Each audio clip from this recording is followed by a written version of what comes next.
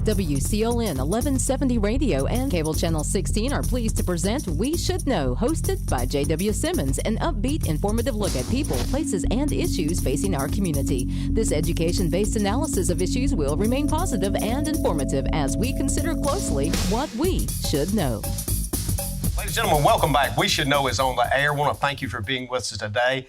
Each and every week we come to you at Tuesday, Star Communications Channel 16, WCLN Radio simulcast. Today we have 4 guests, 2 in studio and 2 virtual. The subject matter is something that is critically important not only for our area here in North Carolina, but the state, nationally, and globally. We have an organization called Hope for Justice. The people that we're talking with today are key assets to that organization. And I'm going to start with introductions. Here in the studio is Bill Loucks.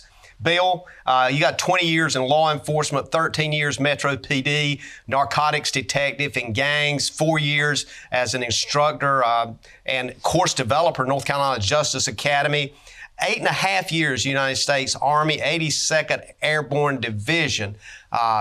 Thank you for your service for that, and thank you for being here today. I want to also segue to Jeff Boleterri.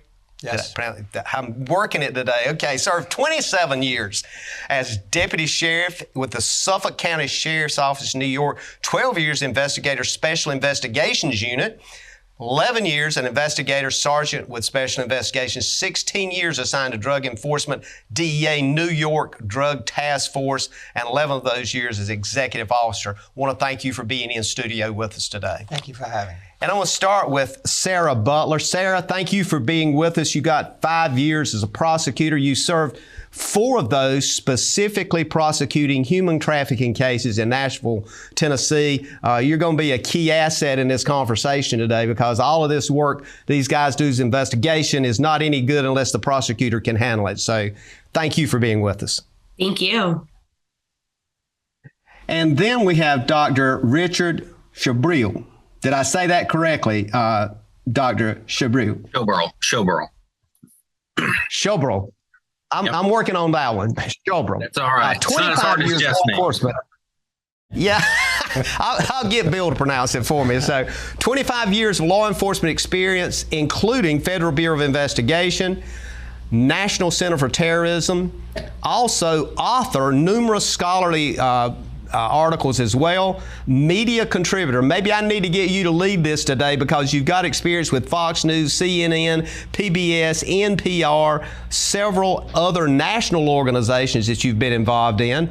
Also, you're a peer mentor with the Police Executive Research Forum, currently professor of criminology and homeland security at the University of Tennessee Southern, and serves on the Domestic Preparedness Advisory Board. And each and every person I've interviewed or actually talked about today, folks, have quite a bit more that I could talk about, but we would spend half the show just talking about your expertise. I want to kick this thing into gear and kind of introduce the show in something that came directly, it's not necessarily a vision statement, but from Hope for Justice. And on the website for Hope for Justice, it says what we do. And I want to read this because it just kind of resonated.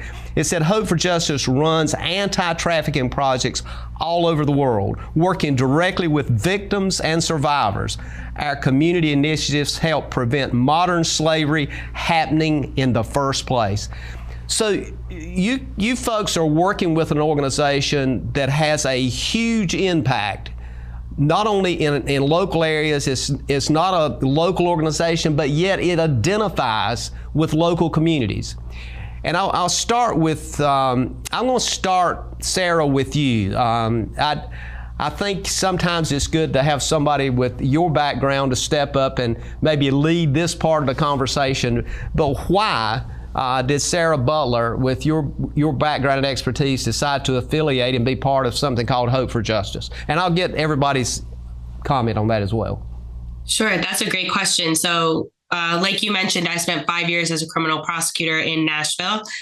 During my 5 years there, I came in contact with Hope for Justice investigators. In fact, Rich, who's also here on the line, I came in contact with him while I was working human trafficking cases. One of the major barriers that we find when we're prosecuting these cases is, number one, lack of resources. So not enough resource with local police department to maybe identify or locate a victim on a case, et cetera. So I was put in contact with Hope for Justice and their investigative team as a prosecutor, and their output was just so impressive to me. The way that they ran their investigations, the way that they were so professional and also so trauma informed. They operate on a harm reduction model. They really focus on making cases that law enforcement can then take forward towards prosecution. So a lot of nonprofit investigative work can be risky sometimes. We really don't want to ever interfere or overstep law enforcement boundaries. And as a prosecutor or a former prosecutor, that would make prosecuting a case very challenging if we had a nonprofit who sort of entered into what would be law enforcement territory. What impressed me so much was how Hope for Justice walked that line very clearly, but also provided output that was so impressive and so helpful to me when I was deciding whether a case was prosecutable. So down the line, when I was kind of looking at my career goals, this opportunity as U.S. Program Director for Hope for Justice opened up, and I couldn't be more honored to be here and to be serving alongside these guys.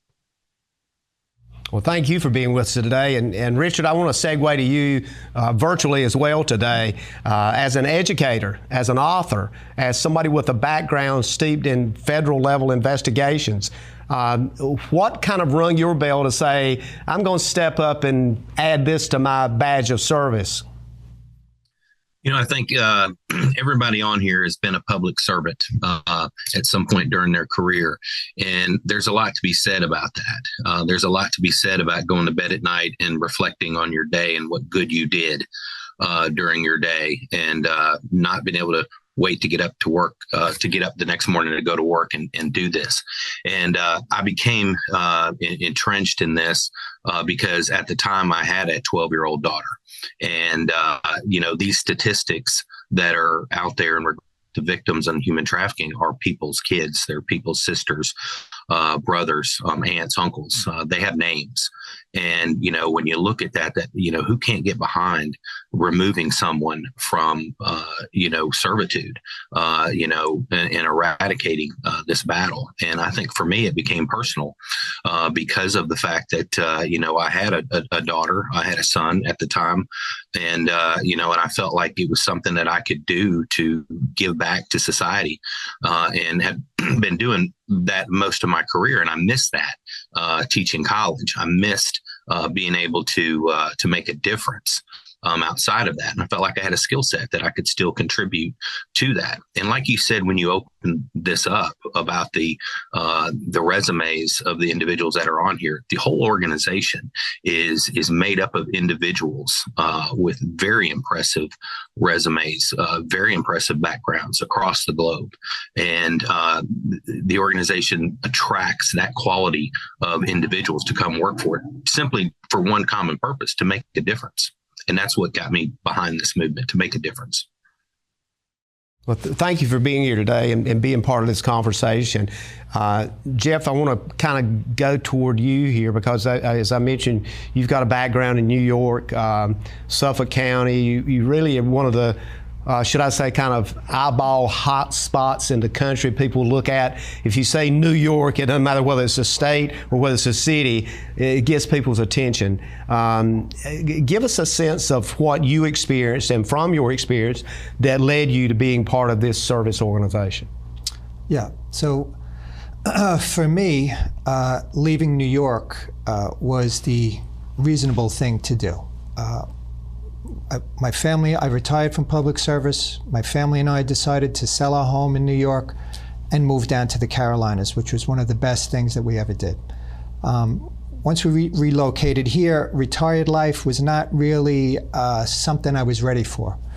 So I started looking for work. I came across Hope for Justice, and I wasn't that familiar with their work. I was not involved a lot in human trafficking for my duties. It was mostly narcotics.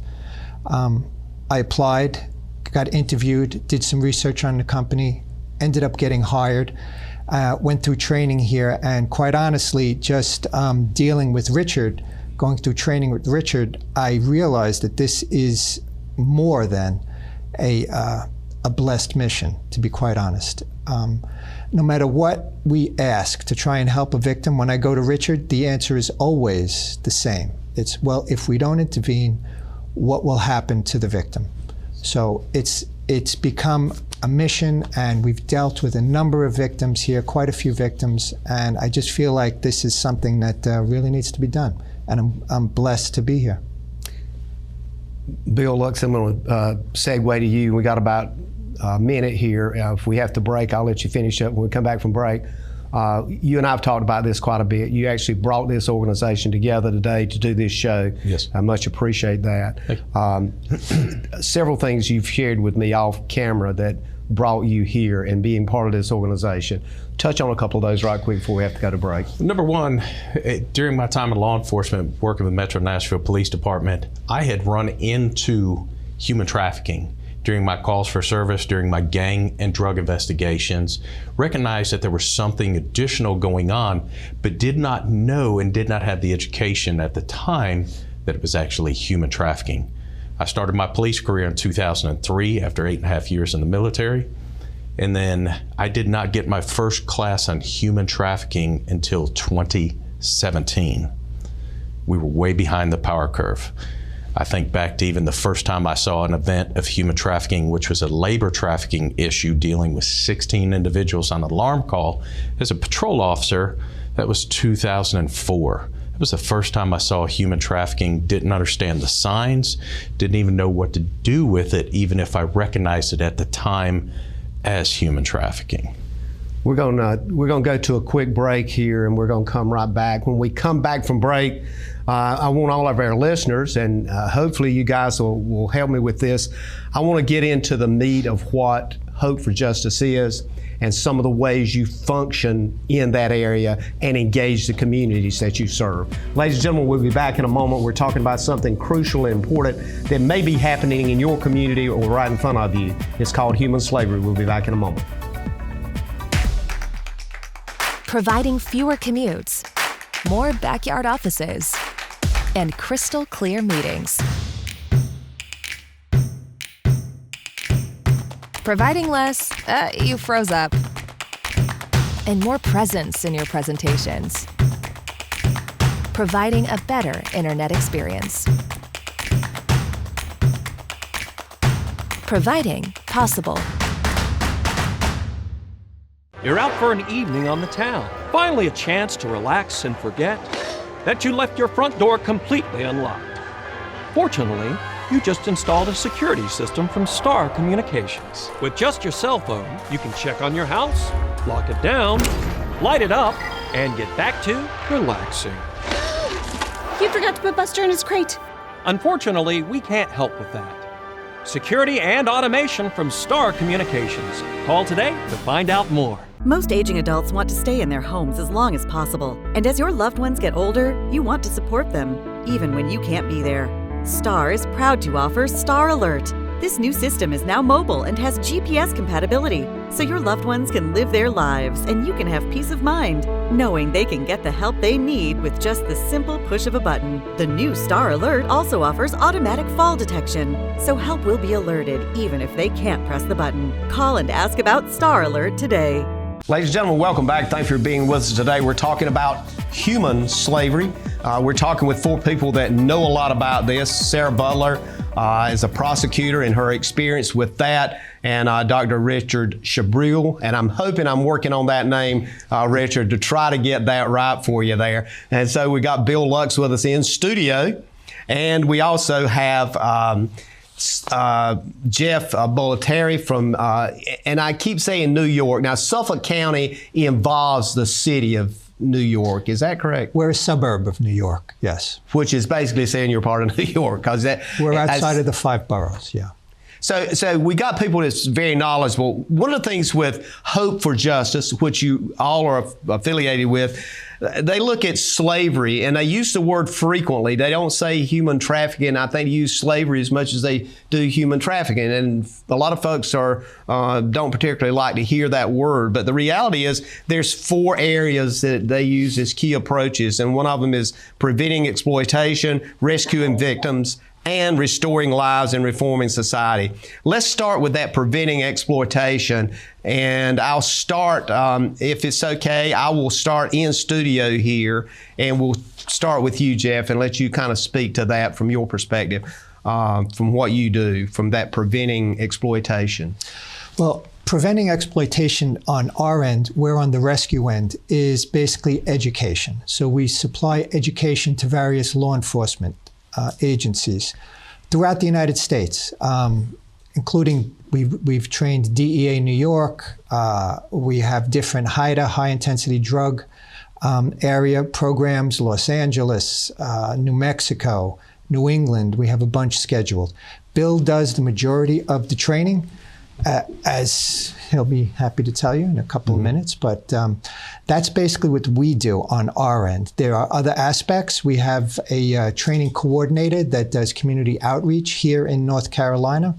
They'll train the civilian or the general public in areas. We also train healthcare professionals. We train banks, train the U.S. State Department. I will defer to Bill because he'll probably have more information on it. Okay, Bill. Working here in North Carolina for the last 4.5 years for the North Carolina Department of Justice under the Attorney General with the Justice Academy, I was assigned gangs and narcotics programs. Again, I saw human trafficking 3 to 5 separate times during my full-time active law enforcement career. Not having any training on it, I've missed multiple signs and indicators. And that's where I bring that platform in to here to the training center. And it fits right here within the Justice Academy, because the Justice Academy, it's free lodging and free training.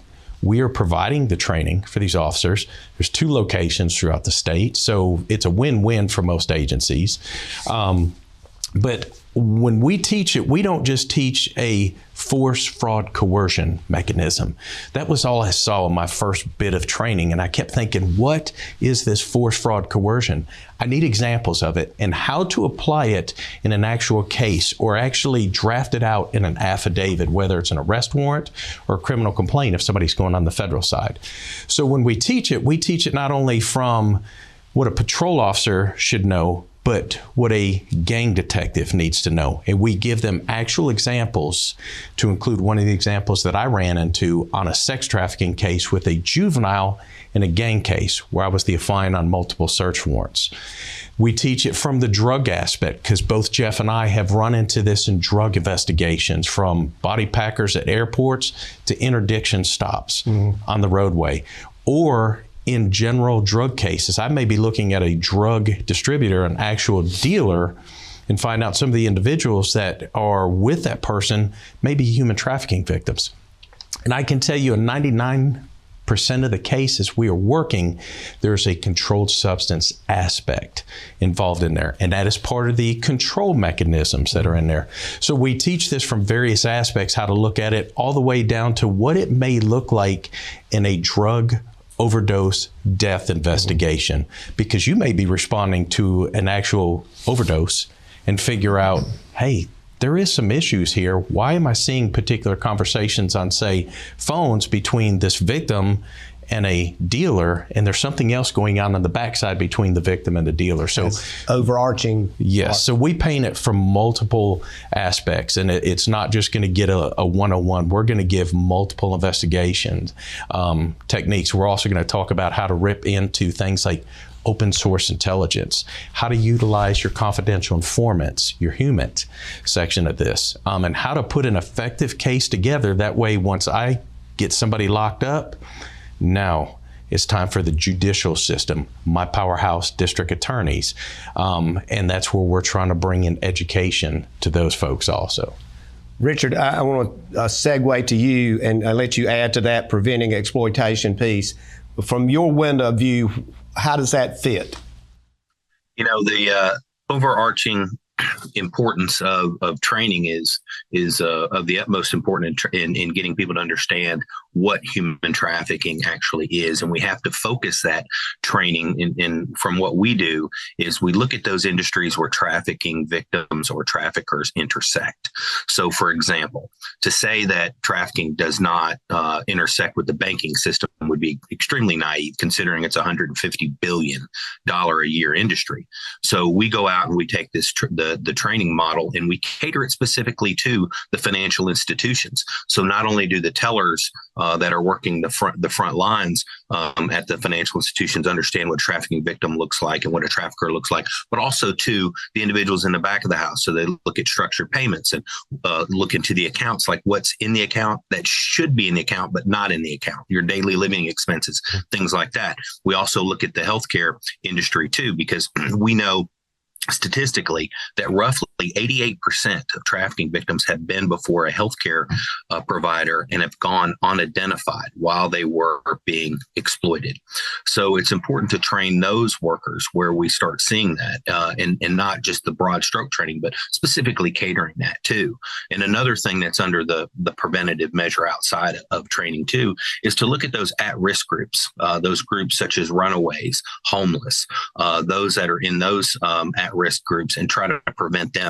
Statistics show us that 1 in 3 runaways end up being exploited or trafficked and prostituted out within the first 48 hours, 1 in 3. And those statistics are high particularly when we look at the number of runaways across the U.S., roughly 2 million runaways and 60% of them are female.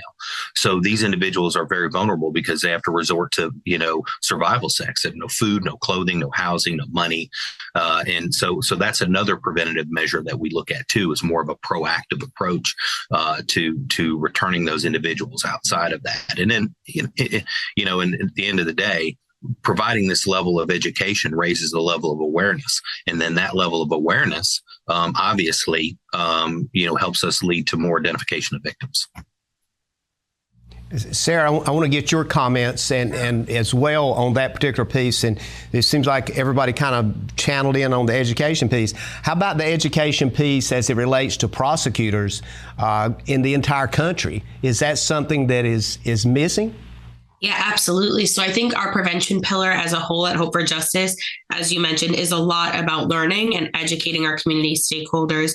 It is about identification for those kind of vulnerable populations, but it is also about making sure that we have good outcomes in the prosecution sense. One thing that I used to say as a prosecutor is my juries that I would pick would be just people out of the community.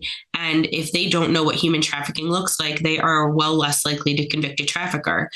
So part of what we do at Hope for Justice in our prevention pillar is to teach communities what trafficking actually looks like. In turn, that leads to better prosecutorial outcomes. In addition to that, training prosecutors is incredibly important.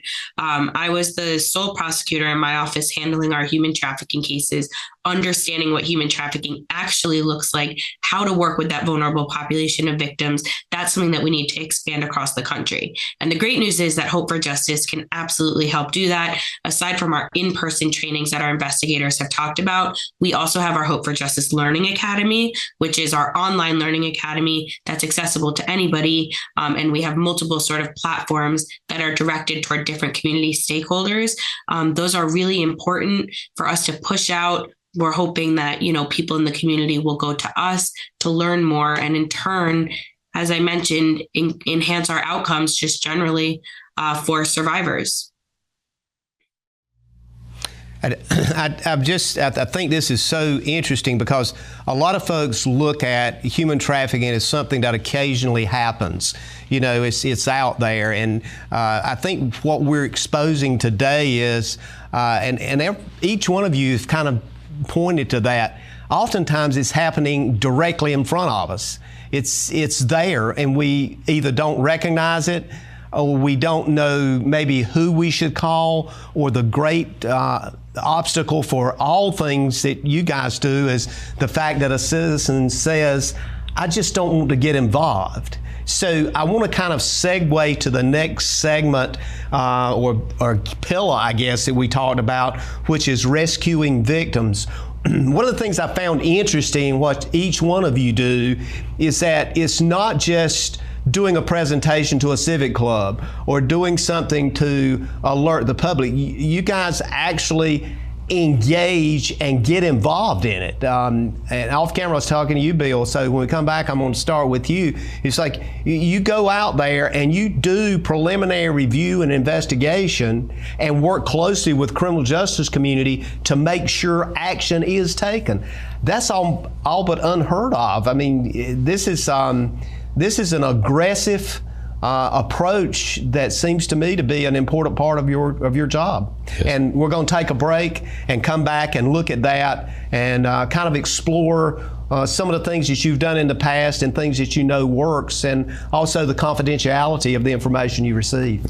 Ladies and gentlemen, we'll be back in a moment. We're talking about human trafficking as referred to and hope for justice, human slavery. Stay tuned, call a friend. We'll be back in a moment to kind of continue this discussion and touch on the victims and responding to victims' needs. Back in a moment. For the ultimate Wi-Fi experience, you need whole home Wi-Fi from Star Communications. Star's whole home Wi-Fi provides ultimate coverage, ultimate performance, and ultimate power all the time. Star's whole home Wi-Fi systems feature the latest Wi-Fi 6 technology and are equipped with unrivaled bandwidth and 4 times more simultaneous connections. So you can connect tons of devices throughout your home with no lag and no downtime. Plus, with 24/7 support and remote troubleshooting, you can rest assured that Star is always there to help you should any issues arise. Star's whole home Wi-Fi also comes with the Command IQ mobile app, putting you in control of your home network and making it easy to set up and connect devices, run network speed tests, pause Wi-Fi, and set parental controls all from the palm of your hand. It's the ultimate Wi-Fi experience. Contact Star today to get started.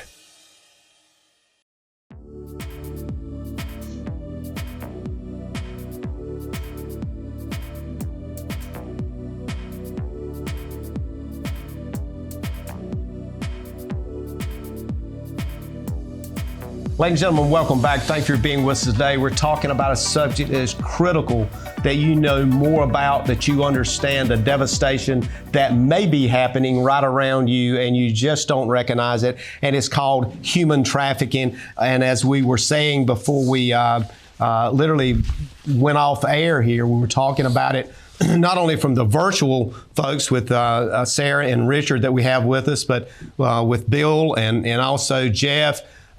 This idea of victims and what it means for hope for justice as it relates to maybe a law enforcement tip.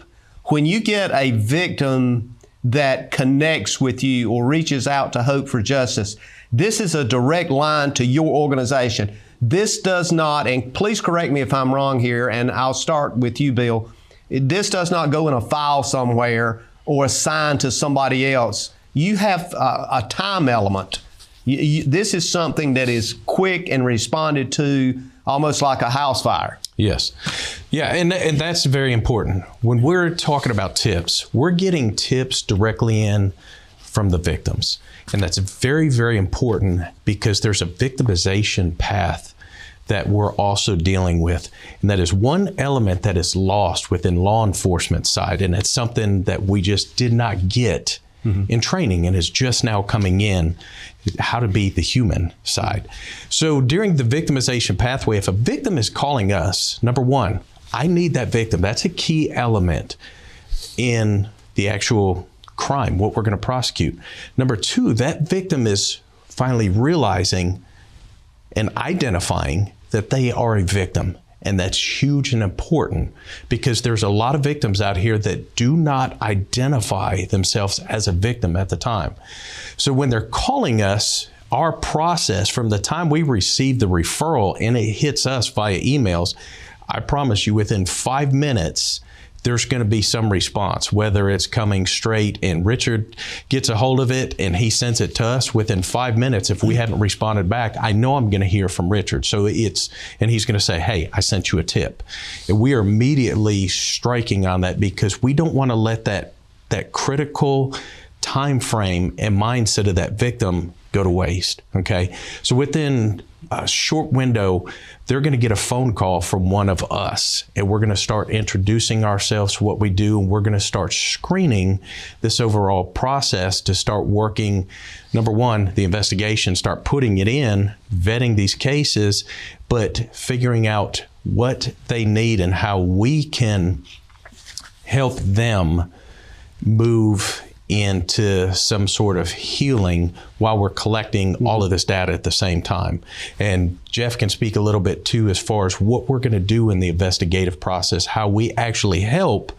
We put on a different hat from an investigator to basically a social worker, almost essentially. Okay, touch on that for us, Jeff. Sure. So when we refer to these victims, when they're with their handler or their pimp or their labor trafficker, whoever it may be, they're not in a safe place. So a lot of times they'll encounter police or medical staff, and they're fearful. They're not identifying as a victim. They're either coerced, they're defrauded, they're forced. They're not identifying, so they're not forthcoming with law enforcement. When we get a call, at that point, this victim is generally identifying as a victim at this point. They're seeking help. Primarily, our main goal at this point is to get them to safety, because they could be in an unsafe situation. They may still be with the trafficker, or they may be separate from the trafficker. They may be on the street. They may have nowhere to go. Mm-hmm. They'll contact us. They'll reach out through our helpline, whether it's online, whether it's a telephone call. It'll get screened through Richard. Richard will then send it out to one of the investigators. That's a narrow window. It's a very narrow window. So generally within minutes, we respond back. We'll place a call to this victim. Let's call them a survivor at this point. Mm-hmm. So they'll be looking for help. The first thing we're going to do is we're going to ascertain, are you safe? Are you safe? If they're safe, that's great. If they're not safe, we'll try and figure out a way to recover them from wherever they are, whether it's a hotel, on the street, a house, whatever. And a lot of times that may involve us contacting law enforcement and coordinating with law enforcement so that we can recover this victim and get them to safety. Once we vet this victim, we run databases on them, we look background on them, we make sure we discuss exactly what their needs are. If they're in state, because a lot of times these victims will contact us from out of state. We've had calls as far as Hawaii, California, Georgia, all over the place, and we still can assist them, but we don't have boots on the ground in some of these places. But for this particular instance, we'll speak for here in North Carolina. We'll go, recover them, we'll pick them up, we'll take them somewhere, we'll try to get them a program. If we cannot get them a program, maybe we have to put them in a hotel for a short period of time. We'll connect them with our restorative side, who are clinical therapists, caseworker, who will then try and counsel them and meet their needs. They may need food, they may need clothing. We'll work on getting them a program, a long-term program. Generally, it could be in-state, could be out-of-state. A lot of times it's out-of-state because a lot of the in-state programs are full. They need transportation there, we'll get them transportation. If we need to get them airfare, we'll purchase them an airline ticket or a bus ticket, however it is. If we have to drive them, we'll drive them. If they don't have identification and we need to get them out of state, we work with other organizations that have pilots and planes where we can ask them and request their services. We'll get them on the plane with an advocate and we'll fly them to the destination, whether it's Florida, wherever it may be, where they can get services.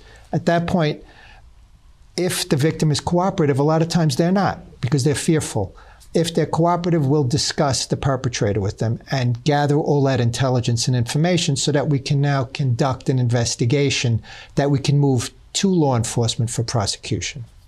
Richard, I want to segue to you. I mean, you've got an extensive background with the FBI. All of you do. I mean, you come from backgrounds that's very structured with protocols and all these kinds of things. Is the way you deal with victims, the fact that you now have a broader latitude, you can literally go through things much quicker. You don't have to necessarily check with this chief or check this block or that block. Is that helpful for you? I don't know what I'm trying to say other than does removing the bureaucracy out of the way so you can help somebody really work better?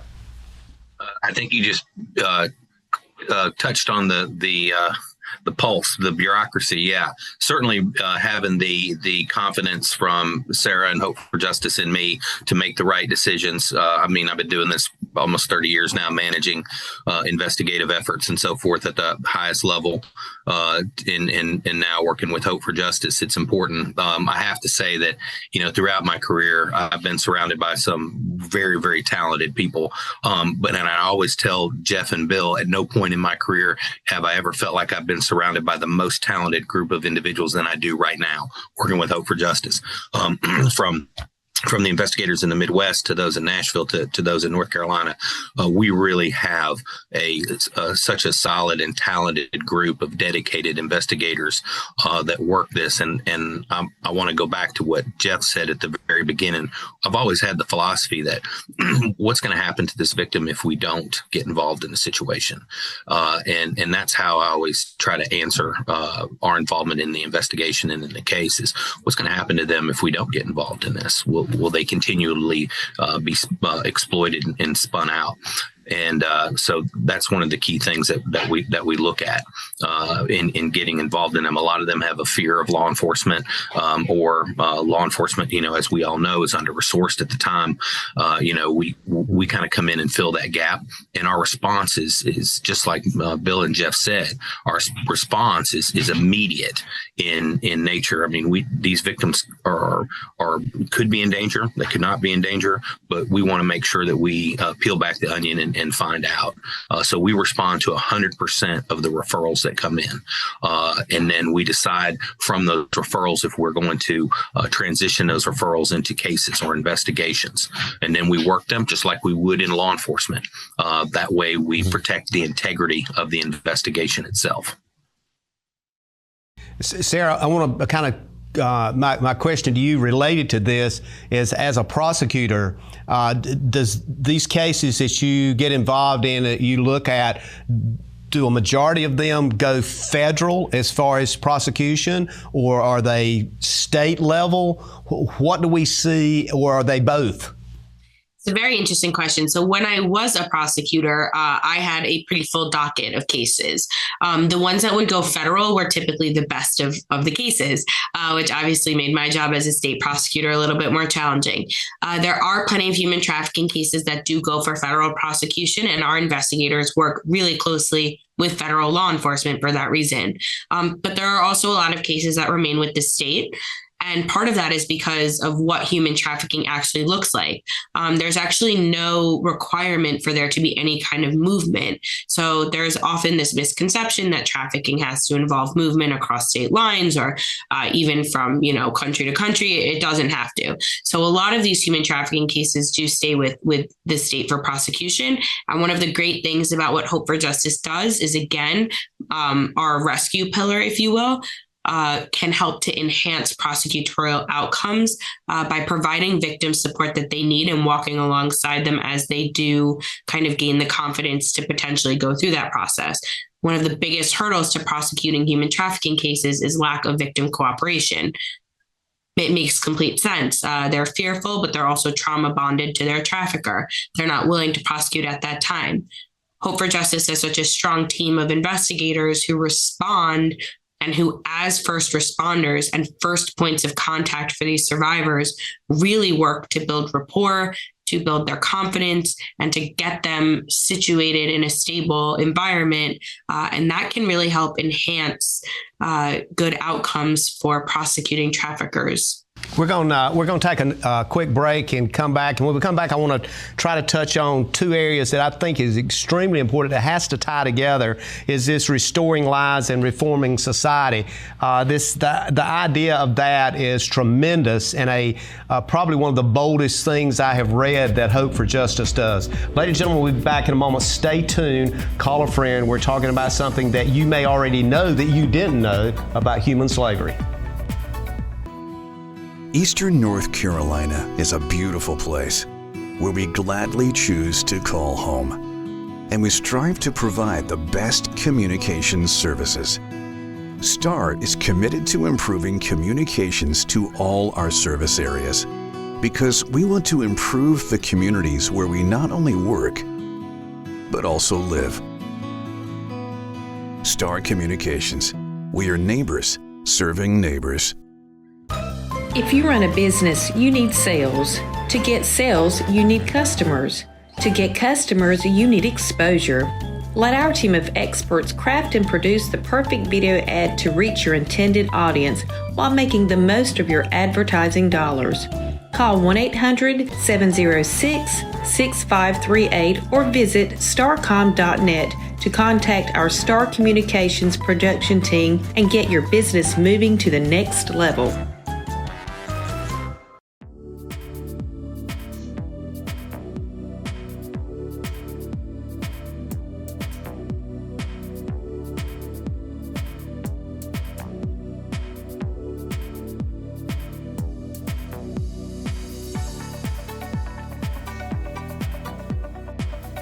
Ladies and gentlemen, welcome back. Thank you for being with us. We Should Know is on there if you're just tuning in. We're talking about human trafficking with experts in the field, both nationally and internationally. I want to start with you, Sarah, from your position as former prosecutor and looking at a lot of these cases. We want to try to talk about restoring lives. Everything we've talked about is a piece of that foundation of I'll use the word salvation of people. And in the restoring lives piece, the organization, what happens there? And maybe we can fold in the importance of reforming society as well. So part of our restoration pillar is making sure that we are impacting a survivor's life in a long-term way. So obviously, once our investigators might identify a victim and that victim will need services, it's then our job to determine, number one, what the most suitable services for that victim will be, and number two, how are we going to connect that victim or survivor to those services. And in North Carolina, we are actually piloting our very first survivor services program out of Hope for Justice. It's called our RISE program. And our RISE program is actually dedicated to providing long-term case management and clinical therapy services to survivors. So part of what that looks like is we have very skilled staff in North Carolina now who can, after a survivor is identified and removed from a trafficking situation, our RISE team can then step in and provide some of that comprehensive, holistic, and long-term case management. They can help connect that survivor to, let's say, stable residential housing. They can provide the clinical trauma-informed therapy services that a survivor will need. They can walk alongside survivors to basically meet any of their needs as they come out of a situation of trauma. The point of this, of course, is number one, restoration. We're restoring the lives of these survivors. But number two, we are decreasing their vulnerability to being trafficked again. So one of the biggest kind of vulnerabilities that trafficking victims have is that they've been a trafficking victim, and their lack of ability to reintegrate successfully into society. So our Restore pillar is meant to give survivors resources and to kind of make sure that they can lead a productive and fulfilling life in society. With that, though, comes the kind of reform pillar that we work on. Because when we talk about reform, we're talking about reforming society and our community as a whole to make sure that the landscape for survivors is one that allows them to thrive.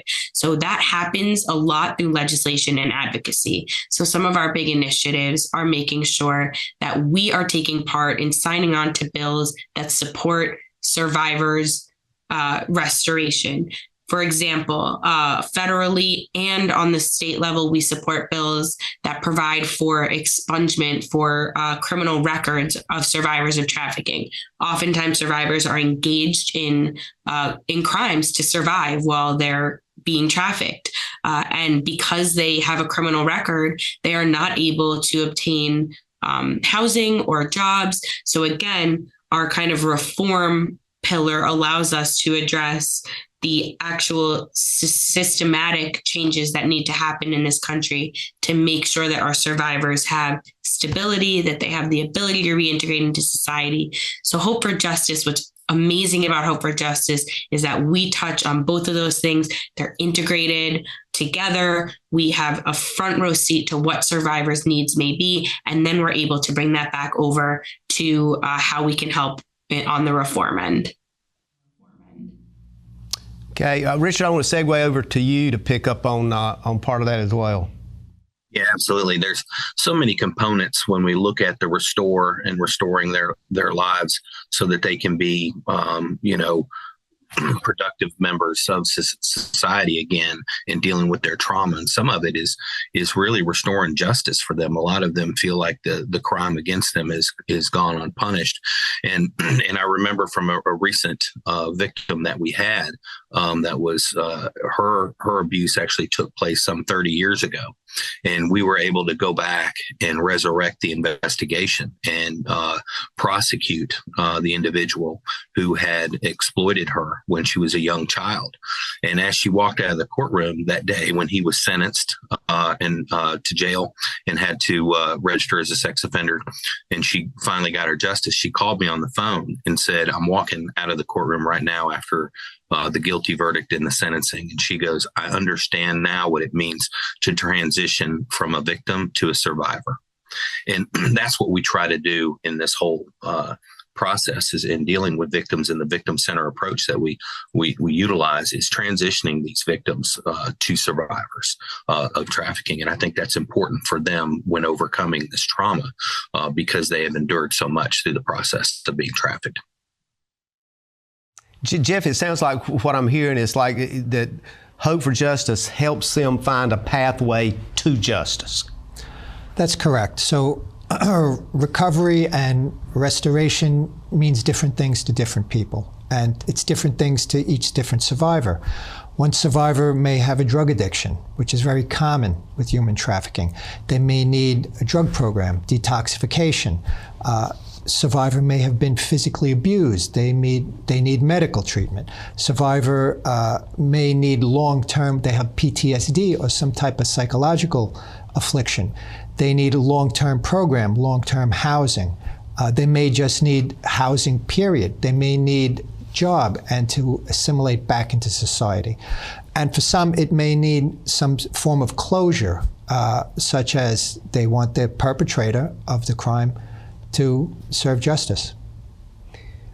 Bill, one of the things I want to do, and I'll say this now so folks can kind of understand, is that when we close out the show in a few minutes here, we've got contact numbers and we've got email contacts, and we're going to post that on screen so people can see that. They can reach out. They'll know how to reach Hope for Justice. With that said, one of the things that I keep hearing is that this pathway is something, once you guys are engaged, that it's almost like you walk beside that victim through the process. It's not that you're going to leave the person. So there should be am I correct in thinking there should be a sense of security if somebody's watching this show, that if they contact you, that there's, I'm not going to drop you. We're going to be there. We're in it to win it, if that makes sense. Correct. And most of the victims that Jeff and I, as well as the other investigators, have come into contact with, once we get them to a safe place, put them in the temporary housing, find the short-term or long-term program for them, as they make that path to a recovery point, a lot of times they'll reach back to us still because we were the initial contact for them. So they kind of still see us as, hey, you've helped me, even though it's everybody. In their view, the investigators are the ones who have done it. When we haven't, again, it's a team approach. But we like hearing it on the backside, and we know we're doing the right things when these folks reach out and say, hey, I'm en route from this program to this program. I'm doing phenomenal. Thank you. And they're starting to get closure with that. The other part of the restoration piece is if somebody wants that justice, and that justice may be to actually bring that person, their trafficker, and get them locked up, make them serve time. So the other part of the restoration process is us doing a thorough investigation piece and doing it in a manner that's not going to cross lines, make it hard for a prosecutor to deal with the case on the state or the federal side.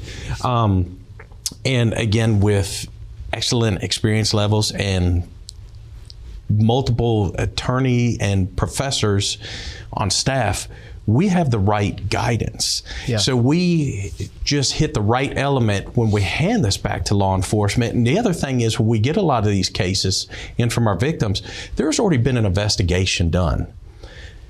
And sometimes that investigation either hasn't worked or the victim was uncooperative at the time due to the victimization process. They're not going to talk to law enforcement, or they're in that element of, I don't identify as a victim yet. Okay. So we come back and we put a fire back into that investigation, and we dig through the weeds. We basically give it a nice manicured lawn and hand it back to a law enforcement element and say, we've got a case for you. We'll also look at this and see if that is the right investigative element. I may reach out to a police department where this happened, or a sheriff's department, figure out that they're not capable, and it's not damaging or bad talking anybody, just not everybody is ready for this yet. They may have a district attorney's office that sits down and says, we don't even know how to prosecute this yet. If that's the case, we have relationships built with federal partners, then we're ringing the phones with people like Homeland Security, FBI, and getting them to take a look at the case for a larger scale prosecution. And when I can bring that to a victim and say, your trafficker has been arrested, or bring them into court and they've been sentenced, that is like removing the chains from this modern day slavery. That victim can sit back and go, oh my God, that burden has gone. I feel free now at this point. Richard, one of the things that comes to mind here is, would it be safe to say that Hope for Justice is the pathway for a new life for people that find themselves in these enslaved positions?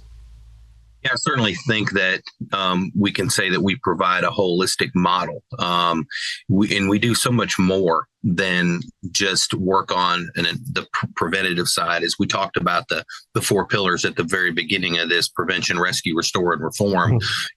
We take this battle all the way from the beginning to the end. And to echo what Bill said, is we stand beside those victims through this process. It's not just like we've recovered them from a dangerous situation and then we're like, okay, see you later. We walk them through the whole process and stand by them. We still have victims today. I remember when I first started with Hope for Justice 7 years ago, we'd rescued some individuals that I'm still in contact with today that reach out to us just to let us know how they're doing. And I think that one of the key things that we do here is provide them a continuation of services. And like Sarah said, with the new model that we're launching or have launched in North Carolina, that gives them that long-term care and that reassurance. And so many times in their lives, the system has failed them at some point along their path. And what we try to do is come in and say, hey, we're that group that's not going to fail you. We're going to be here with you and walk this road the entire way. Jeff, do you see people that are victims in some unlikely places? I have in my mind, a person enslaved would be, in some dark dungeon or somewhere, but it can be through exploitation that they, are in a shame-based relationship in some way. Absolutely. So first I want to say that some of these victims, they'll come to us and we'll put them in a safe place and they'll relapse. And they'll be re-victimized again, and they'll come back to us. So we don't abandon them. Just if they failed the first time and they come back for our services, we'll help them again. But yes, absolutely. So now with the way that the border is, you're seeing a lot of migrants, and you're seeing Mexican cartels exploiting their drug trafficking routes, smuggling. There's a difference between trafficking and smuggling of victims, but they're smuggling humans in, and then because these migrants don't have the money to pay the peso or the fee to come to the United States, they're exploiting them and they're turning them into human trafficking victims, whether it's labor or sex trafficking. So yes, we do see that. You'll see a lot of migrants being exploited for labor trafficking, but we've even seen parents exploit their children for labor trafficking and sex trafficking as well. It's almost inhuman to think about it. We're coming to a close of the show quickly. I want to mention, and Sarah, one of the things I've noticed on the website, folks can actually go to that website and receive training and understanding. So as we close today, I want to thank each of you. Bill, I want to thank you for kind of bringing everybody together and making this happen. Bill and I go back a few years when he was at the Academy, and Bill also works with us, by the way, on an Eastern North Carolina gang conference that makes that conference work well, and I'm glad that you made the commentary about the relationship.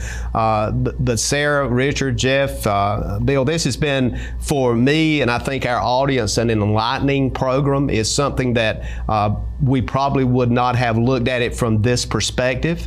And I certainly, wish the best for everything you're doing, and encourage folks to look at the information we're going to post on the visual site, and they can reach out, and also they can reach out to your website. So thank you for being with us today. Look forward to having you back. Thank you. Thank you. Ladies and gentlemen, thank you for being with us, and we look forward to seeing you again next week. And as always here, you are the people that we hear from. So as we always do in closure, may God bless.